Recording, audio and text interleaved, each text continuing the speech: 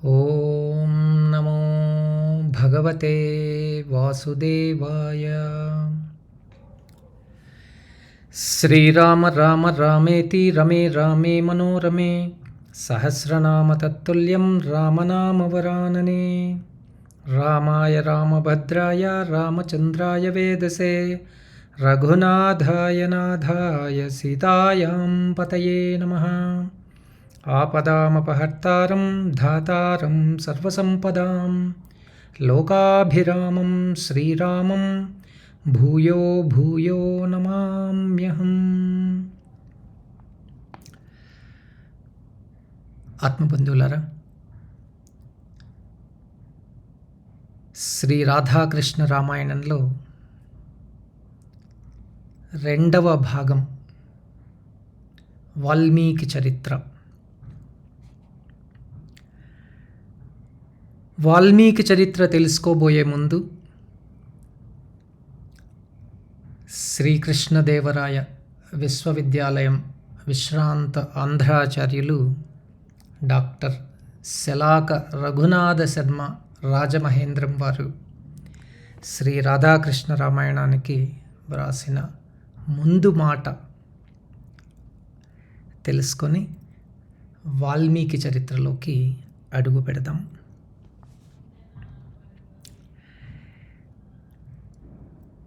Doctor శలాక రఘునాథ శర్మ గారు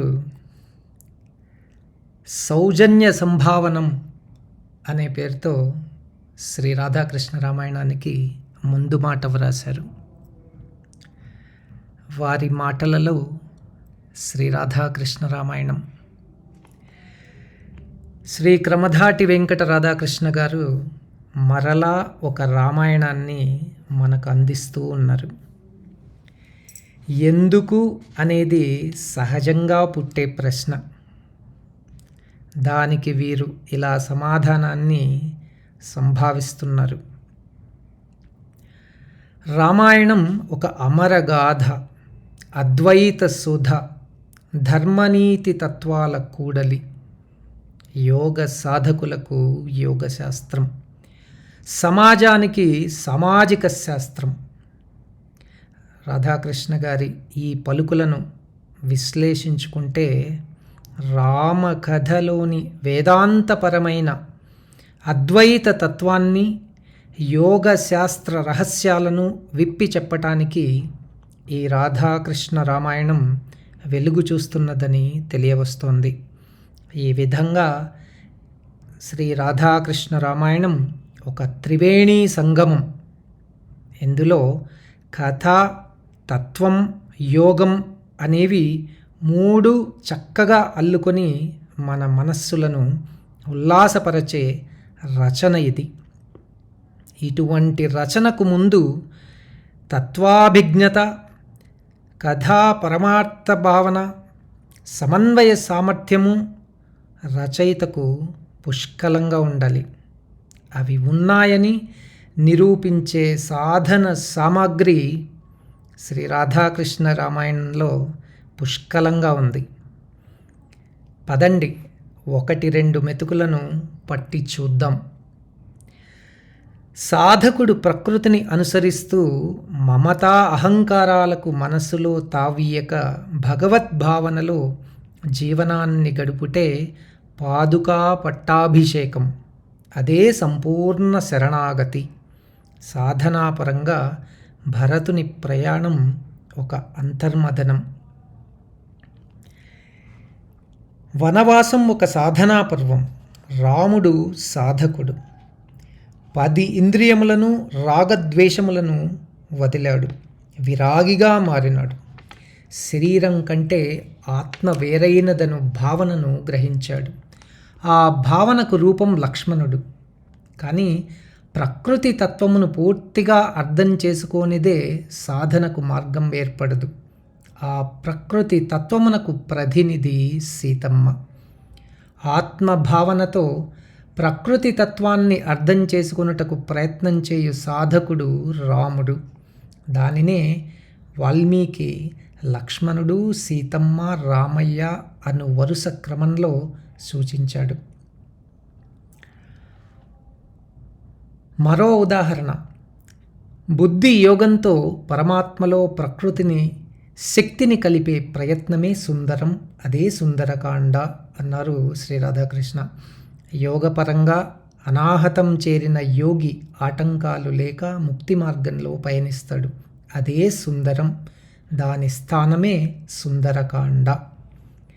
ఇలా సాగింది ఈ రాధాకృష్ణ రామాయణం.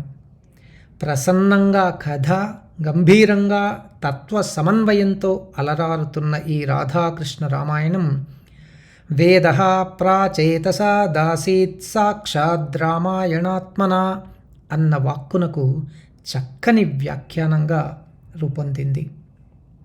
రామాయణం ఆర్షవాక్కు. అందులో త్రవ్వుకున్న కొద్దీ అమృత తుల్యలు సాక్షాత్కరిస్తూ ఉంటాయి.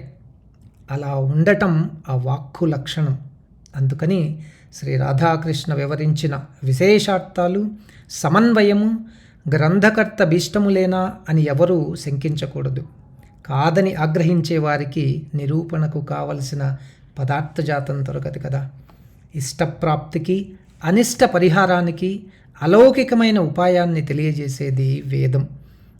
ఆ పరమ ప్రయోజనం శ్రీమద్ రామాయణం ద్వారా మానవ జాతికి అందాలన్నదే వాల్మీకి మహర్షి అభికాంక్ష. దానికి విరుద్ధము, విఘాతము కాని సర్వభావన అంగీకరింపదగినదే. శ్రీ రాధాకృష్ణ గారి ప్రయత్నం వాల్మీకి హృదయానికి అనుకూలంగా, అనుగుణంగా ఉందని సహృదయుల స్ఫురణలో మెదిలితే ఈ రామాయణం సర్వజనోపాదేయం అవుతుంది. ఇంత రూక్ష చింతనతో రచన చేసిన శ్రీ క్రమధాటి వెంకట రాధాకృష్ణ గారిని మనసారా అభినందిస్తున్నాను.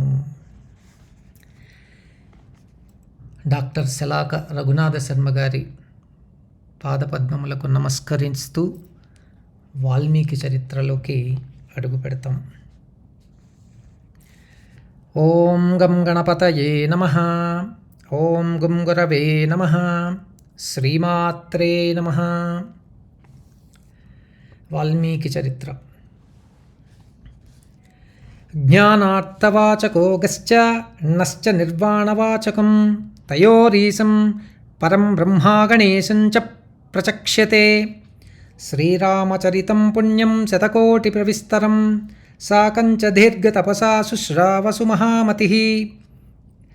శతకోటి సువిస్తీర్ణా మేతద్రామాయణం మహత్ మల్లోకే విష్ణులోకే చ సత్యలోకే పరంతప అంటోంది బ్రహ్మాండ పురాణం రామాయణం గురించి. శ్రీమద్ రామాయణం అద్భుత కావ్యం, ఇతిహాసం. రామాయణం ఒక యోగ శాస్త్రం, సామాజిక ధర్మశాస్త్రం కూడా. మానవుని మాధవునిగాను, యోగిగాను, జ్ఞానిగాను మలచటానికి అందించబడిన అపూర్వ కానుక. సాధకులకు ఇది మార్గదర్శిని, గురువు, హితవు. ధర్మమును లోకానికి పంచుతూ కర్మ పరిపక్వత, మనోనైర్మల్యములను కలిగిస్తూ తద్వారా భక్తిని వ్యాపింపజేస్తూ పంచుతూ ఉన్న మహాకావ్యం శ్రీమద్ రామాయణం. సాహితీ ప్రపంచంలో రామాయణం ఆదికావ్యం, అజరామరం. దీని రచయిత ఇతిహాసం మహాశ్చర్య మన్యం రామాయణాభిధం వాల్మీకి నామ్నా జీవేన గతే నైర్వాణ్యేన వాక్రతం. మహాశ్చర్యమగు రామాయణాన్ని, రామాయణమను ఇతిహాసాన్ని వాల్మీకి అనే జీవుడు పూర్వజన్మలలో పలుమారులు విన్నట్టి స్ఫురణతో వ్రాయట జరిగిందని యోగవాసిష్టం అంటోంది. అంతేకాకుండా స్వయంగా వాల్మీకి తనను గురించి అహం పురా కిరాతేషు కిరాతైః సహవర్ధితః జన్మమాత్ర ద్విజత్వం శూద్రాచారరతః సదా అన్నారు. ఆధ్యాత్మ రామాయణంలో ఈ శ్లోకం మనకు కనిపిస్తుంది. పుట్టుకతో బ్రాహ్మణుడైన కిరాతకుల్లో కిరాతకునిగా పెరిగినానని వాల్మీకి తనకు తానుగానే చెప్పుకున్నాడు. కావున రామాయణ మహాకావ్యాన్ని అందించిన వాల్మీకి చరిత్రను మననం చేసుకుంటే ఋక్షకుడు, ప్రాచేతసుడు, భార్గవుడు అని వాల్మీకి పేర్లు. వరుణుని కుమారుడు హరితుడు.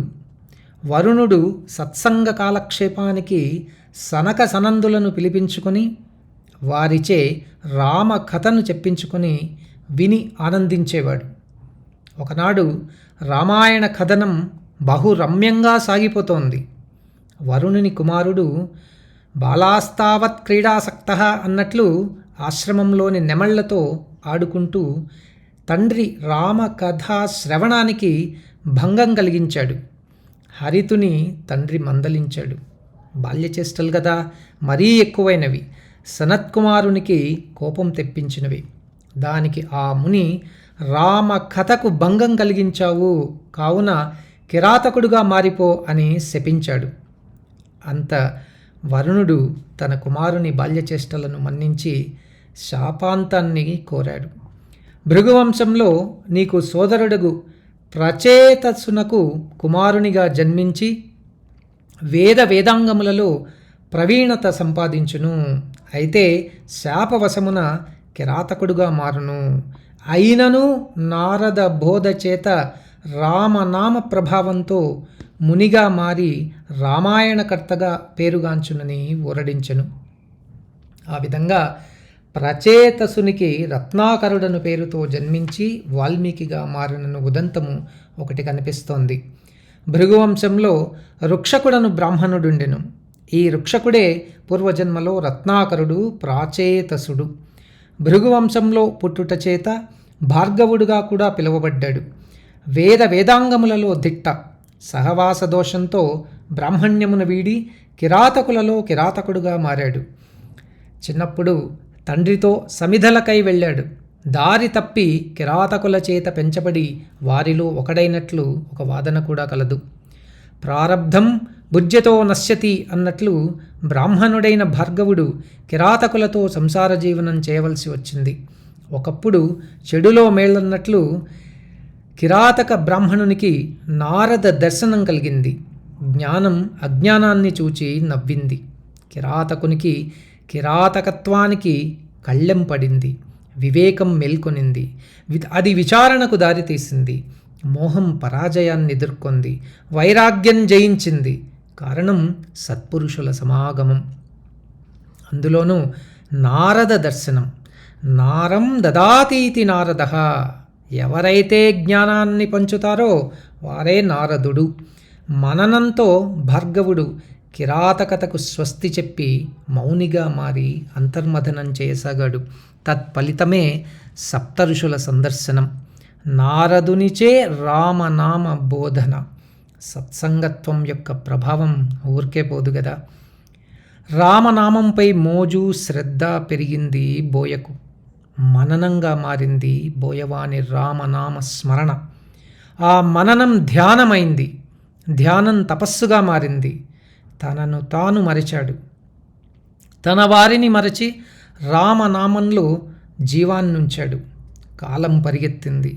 కాలంతో పాటు కిరాతకత్వం, శరీరతత్వం, ఆగామి సంచిత ప్రారబ్ధ కర్మలు కూడా మరుగైపోయాయి. అంతర్గత గుణ దోషాలన్నీ మట్టిగా మారి పుట్టలుగా పెరిగాయి. అయినను రామనామం ఆగలేదు. పరమాత్ముడు కరుణించాడు. వర్షం కురిసింది. దేవతల పిలుపుతో నూతన శరీరంతోనూ తేజస్సుతోనూ బయటికి వచ్చాడు మహాపురుషుడు.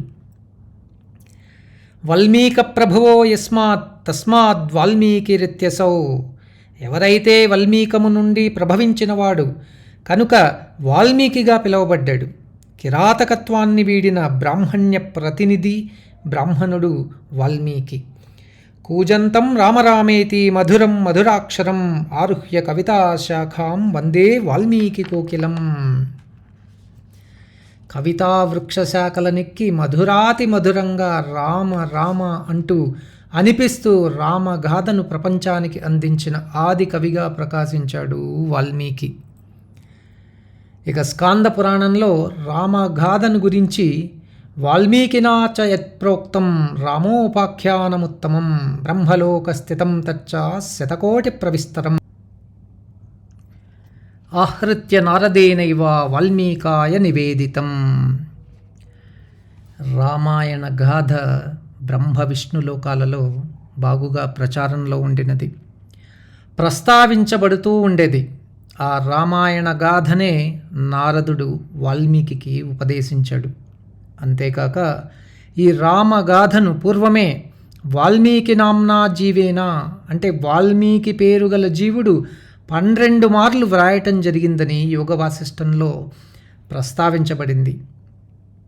దీనిని బట్టి ఆలోచించిన రామాయణకర్త వాల్మీకి జీవనగాథలో దాగినట్టి పారమార్థిక తత్వం తలంపునకు రాకమానదు. రుక్షకుడు రత్నాకరుడు భృగువంశంలో పుట్టినవాడు, బ్రాహ్మణుడు, బ్రాహ్మణ్యమునకు రూపం, అందును బ్రహ్మతత్వము నెరిగిన భార్గవుడు. తత్ సత్యం ఈ పదార్థములకు సాంకేతిక రూపమే బ్రాహ్మణుడు. చిన్మయస్య ద్వితీయస్య నిష్కళస్య శరీరిణః ఉపాసకానాం కార్యార్థం బ్రహ్మణో రూపకల్పన. ఏకం సద్విప్రా బహుదా వదంతి జీవాత్మస్వరూపం దేవ మనుష్యాది ప్రకృతి పరిమాణ రూపం. ఈ విధంగా మనోవాక్కులకు అందనిది, కర్మలనందంతటా చైతన్య రూపంలో ప్రకాశించున్నది, సృజనాత్మశక్తిగా ప్రకటితమగు తత్వం బ్రహ్మతత్వం. బ్రహ్మ ఈ తత్వమే మనుష్యాది ప్రకృతి రూపాలలో జీవరూపంగా అంతర్లీనంగా ఉండి సర్వమునకు చైతన్యదాత అవుతూ ఉంది. ఈ పరతత్వ సారూప్యమే బ్రహ్మజ్ఞానినా బ్రాహ్మణ అంటే బ్రాహ్మణుడు. ఈ బ్రాహ్మీ శక్తికి ప్రతినిధి రుక్షకుడు. ఊర్ధ్వే సాత్వికో మధ్యే రాజసోధస్తాత్ తామస ఇతి సత్యజ్ఞానం సాత్వికం ధర్మజ్ఞానం రాజసం తిమిరాంధ తామసమితి అంటోంది శారీరకోపనిషత్తు. ఇక భగవద్గీత ఇదే విషయాన్ని సత్వం రజస్తమ ఇతి గుణాః ప్రకృతి సంభవాః నిబధ్నంతి మహాబాహో దేహే దేహినమవ్యయం అంటే సత్వము రజస్సు తమస్సు అను గుణాల సమన్వయమే ఈ ప్రకృతి జీవుడిని శరీరంలో బంధించున్నది. ఆత్మ జీవిగా మారి శరీరమును ధరించి శరీరుడుగా మారుతోంది. ఈ స్థాయిలోని నేను అని పారమార్థిక బ్రహ్మతత్వం లౌకిక స్థాయిలో అహంకారంగా మారి శరీరమే తత్వమును నిర్ధారణకు రావటం జరుగుతోంది. దీనికి కారణం మోహం యొక్క సంపర్కమే. స్వతహాగా బ్రహ్మతత్వ రూపం అయిన రుక్షకుడు 3 గుణముల సంపర్కము చేత తనను తాను మరచి శరీరంపై గల వ్యామోహంచే కర్తృత్వం, భోక్తృత్వం, ధాతృత్వం అను సమిష్టి భావనా రూపమగు అహంకారాన్ని పొందుతూ ఉన్నాడు. ఇదే రాజస ప్రవృత్తి. దీనితో పాటు మోహం, నిద్ర, సోమరితనం, కామేచ్ఛతో కూడిన తామస ప్రవృత్తికి లోనవుతాడు. వాటి అనుభవాలను అనగా ఆగామీ సంచిత ప్రారబ్ధ కర్మలకు దాసుడై పునరపి జననం పునరపి మరణాలకు లోనవుతూ ఉన్నాడు. తనను తాను మరచి తాను బాధపడుతూ ఇతరులను బాధపెట్టు స్వభావమే కిరాతకత్వం. ఆ స్వభావాన్ని కలవాడే కిరాతకుడు. రుక్షకుడు బ్రాహ్మణ్యాన్ని మరచి కిరాతకుడవుటకు అనగా ఇంతే. అదే బోయవారి సాహచర్యం. అజ్ఞానం యోగ పరిభాషలో బ్రహ్మగ్రంథి అని బుధులచే పిలువబడిన స్థాయి. ప్రాణాన్ క్షేత్రజ్ఞ రూపేణ ధారయన్ జీవ ఉచ్యతే. నారద దర్శనంతో అంతర్మథనం మొదలైంది, అంతర్వివేచనం కలిగింది. తత్ఫలితం సప్తఋషుల సందర్శనం. నారం దదాతీతి నారద. జ్ఞానాన్ని పంచువాడు నారదుడు. మరచిన తత్వమును తెలుసుకునేదే ముఖ్యం. స్వధర్మే నిధనం శ్రేయః. శరీర భావనను నాశనం చేయునది ఏది? ఆ భావన నశిస్తే ముందుకు సాగుతుంది సాధన. చెడును విశ్లేషిస్తేనే మంచి అవగాహన అవుతుంది. శరీర తత్వమును విశ్లేషించే విశ్లేషణారూపమే సప్తఋషుల సందర్శనం. దాని ఫలితం ప్రారబ్ధ కర్మనాశనం. సప్త ఋషులు సప్త ధాతువులకు, సప్త లోకాలకు సంకేతికాలు. సప్త ఋషులు ప్రాణమయ జగత్తుకు సాక్షులు, ఒక విధంగా అధిపతులు. సాంకేతికంగా విచారించిన ఇది శరీర విచారణ. సప్త ధాతువులు అంటే జీర్ణరసం, రక్తం, మాంసం, మజ్జు, కొవ్వు, ఎముకలు, శుక్రం లేదా శోణితం. ఇక పంచభూతాలు భూమి, జలము, అగ్ని, వాయువు, ఆకాశం. తన్మాత్రలు అంటే వాసన, రసం, రూపం, స్పర్శ, ధ్వని. జ్ఞానేంద్రియాలు 5: ముక్కు, నాలుక, కన్ను, చర్మం, చెవి.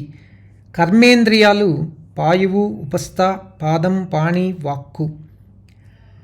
అంతఃకరణాలు అహంకారం, చిత్తం, బుద్ధి, మనస్సు. పంచభూతములు జ్ఞానేంద్రియ కర్మేంద్రియాల కలయిక స్థూల శరీరం. 4 అంతఃకరణములను ఇది కలసినది. అలా సూక్ష్మ శరీరంగా ఏర్పడుతోంది. వీటిలో జీవము, ప్రాణము ఉన్న శివం అవుతుంది, లేకుంటే అది శవం. ప్రాణాన్ క్షేత్రజ్ఞ రూపేణ ధారయన్ జీవ. శరీరతత్వమును తెలిసి ప్రాణమను రూపముతో ఉండునదే జీవం, జీవుడు. జీవుడే పరతత్వం, చైతన్యం, బ్రహ్మ. దీనిని తెలియటకు కారణం సప్తఋషులు. వారు వశిష్ఠుడు, విశ్వామిత్రుడు, కశ్యపుడు, అత్రి, భరద్వాజుడు, గౌతముడు, జమదగ్ని. పారమార్థికంగా వీరందరూ ప్రకృతి విశ్లేషకులు. సత్సంగత్వే నిస్సంగత్వం, నిస్సంగత్వే నిర్మోహత్వం, నిర్మోహత్వే నిశ్చలతత్వం, నిశ్చలతత్వే జీవన్ముక్తి అనేది శంకరుల బోధ. శరీర భావన విశ్లేషణ రూఢి తర్వాత మిగిలింది ఆత్మస్వరూపం పరమాత్మ. అదే నారద బోధన హితము. అజ్ఞానాన్ని వీడిన బోయకు రామనామ బోధన. నామము మంత్రమునకు మూలం, మననమునకు ఉపాధి. మననమే జపం. సర్వ పాపములకు ఇది పరిహారం. మననము యొక్క క్రమానుగత మార్పు స్వస్వరూప సంధానం, అనుభవం. శతకోటి మహామహిమాన్వితములున్నప్పుడు రామ అనే 2 అక్షరముల శబ్దమును ఎందుకు ఎంచుకున్నాడు నారదుడు? అంతర్మథనం తర్వాత బోయవాని స్థితి శూన్యం, అగమ్యగోచరం. ఫలితం శుద్ధ చైతన్యం యొక్క ఆవిర్భావం. శుద్ధ చైతన్యం అనగా అద్వైతం. అద్వైత ప్రతిపాదిత శబ్దమే రామనామం. మనసులో సులువుగా నిలిచేది. మననమునకు సులభమైనది రామనామ మహిమను గూర్చి. రామః పరాత్మా ప్రకృతే అనాది ఆనంద ఏకః పురుషోత్తమో హి. రామ ఏవ పరబ్రహ్మ, రామ ఏవ పరంతపః, రామ ఏవ పరంతత్వం, శ్రీరామో బ్రహ్మతారకం. కేవల మకారోకార మకరార్థమాత్ర సహితం. ప్రణవ మూహ్య తస్య శుభకరో హంసాం యో రామమంత్రం జపతి. రామం విద్ధి పరం బ్రహ్మ సచ్చిదానందమద్వయం, సర్వోపాధి వినిర్ముక్తం సత్తమాత్రమగోచరం అంటోంది రామరహస్యోపనిషత్తు. ఓంకారవాచస్త్వం రామ వాచామ విషయ పుమాన్, వాచ్యవాచక భేదేన భవానేవ జగన్మయ అంటోంది ఆధ్యాత్మ రామాయణం. రమంతే యోగినోనంతే సత్యానందే చిదాత్మని ఇతి రామపదే నాసౌ పరబ్రహ్మాభిధీయతే అంటోంది ఆధ్యాత్మ రామాయణం. రమే ఇతి రామ. రమ్ అంటే ఆనందింపజేయువాడు. రామ శబ్దం ప్రణవస్వరూపం, సచ్చిదానందం, అద్వైతం. యోగుల మనస్సులో నిత్యము నిలచి ఆనందమును కలుగజేయు సత్య పదార్థం బ్రహ్మతత్వం. మరియు పలుకుటకు సులభం, మధురం, మధురాక్షరం రామశబ్దం. తారక రామనామం. తారకత్వాత్ తారకో భవతి అని కీర్తించబడింది. రామ బ్రహ్మం శివకేశవులకు అభేదమైనది, రమణీయమైనది, రమ్యమైనది రామశబ్దం. అందుకే రామనామ బోధన జరిగింది. కర్మత్రయం నశించింది. అకర్దమమిదం తీర్థం అన్నట్లు మనసంతా పరతత్వంతో నిండి పండినది. బోయను మహర్షిగా మార్చింది. హింసయే జీవంగా ఉన్న వారి నోటి నుండి కరుణను వెళ్ళగక్కింది రామశబ్దం. మహర్షి వేదనా శ్లోకమే ప్రథమ శ్లోకంగా మారి రామాయణ కావ్యావిష్కరణకు నాంది పలికింది. అంతేకాక బ్రహ్మ సాక్షాత్కారం జరిగి రామస్య చరితం సర్వం కురు ఋషి సత్తమా అనే ఆదేశం ఉపదేశంగా జరిగింది. అదే సాధకుడు శరీర జీవ భావన వీడి స్వస్వరూపమును పొందుట. ఇదే వాల్మీకి చరిత్రలో దాగి ఉన్న సంక్షిప్త యోగ సాధన. జయ శ్రీరామ్, జయ హనుమాన్. తదుపరి భాగంలో రామాయణ ప్రశంసను గురించి తెలుసుకుంటాం. సర్వం శ్రీరామార్పణమస్తు. జై శ్రీరామ్, జై హనుమాన్.